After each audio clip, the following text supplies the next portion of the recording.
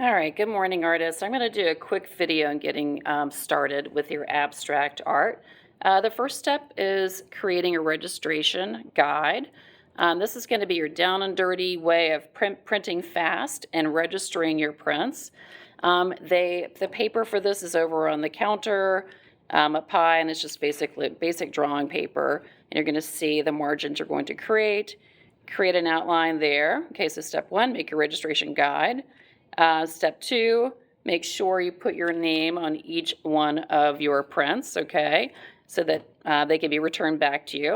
All right. Step number three is you're going to be making 6 or more, okay, prints, okay. Now think about this. When you did your brainstorming, think about the colors that represented that theme, the emotion, the feel. Think about the textures or the marks that you're going to be incorporating into your printmaking, okay, before you begin and get organized. Okay, so in terms of printing, the great thing about this guide is you just put your jelly plate right here, right, on top of that, okay?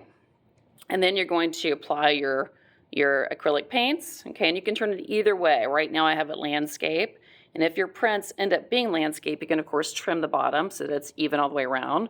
Or it could be portrait, okay, so that you have more of a weighted bottom, which looks really nice. Okay, but either way, it doesn't really matter. Okay, so I've got my registration guide here. I'm going to get my project paper. Now my project paper is a mixed media paper. It's heavier. Okay, there's a heavier weight. One side has got a textured side. One side is more smooth. You decide what you want to do. If you're using like oil pastels on top of your acrylics, maybe use the textured side. Okay, just something to think about.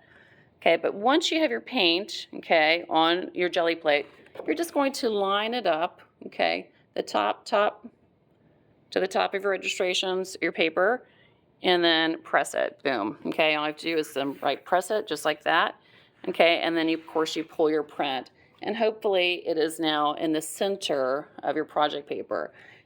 This is an example of a print that is not registered properly. Now this is probably a practice, but I just want to show you.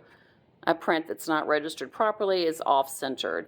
Okay, with printmaking, you always want to have your prints registered really nicely, because in the end, you know, when we frame these, we want to be able to see that beautiful edge to your print.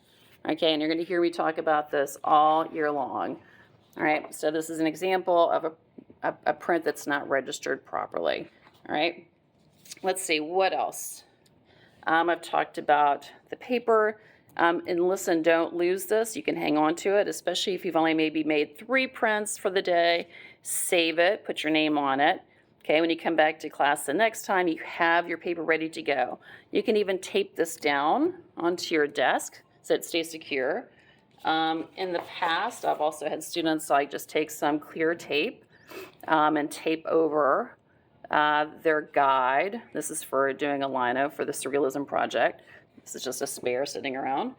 So you can also do that too, to keep it so that you can just, you know, wipe off your paint, all right? Because again, every time you apply paint to your jelly plate, just leave it on your registration paper, okay? Just leave it there.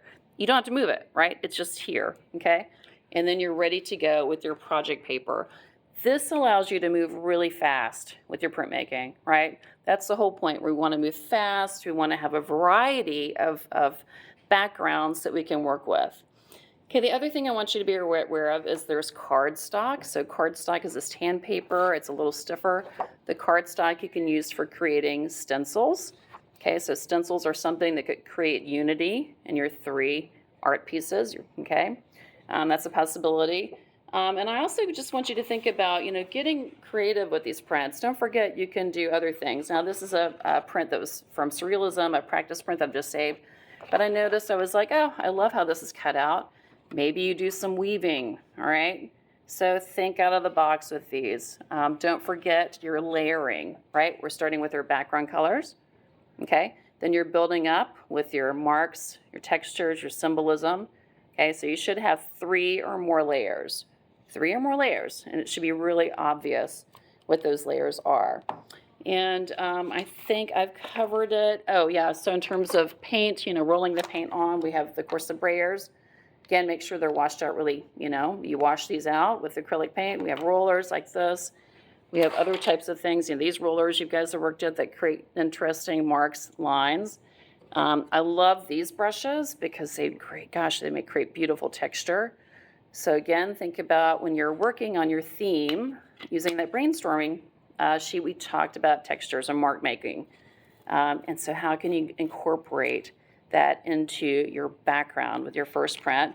And of course, you can use palette knives. You can use your fingers to create textures and marks.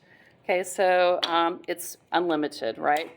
And again, we're going to work fast on this, guys. We want to basically just kind of just jump in, have no expectations, and that's the beautiful thing about this project is having no expectations. We're just kind of working holistically and moving really quickly. Hello. Okay. Huh? I'm done. Okay. I know. I think I'm just going to have to get... Well, I know. I think I'm just going to have to get like little sticky notes or whatever. I mean, it doesn't bother me coming in, but I had kids like coming back and forth. I'm like, listen, I don't mind you coming through, but if I am doing something, just anyway, it just makes it so much easier.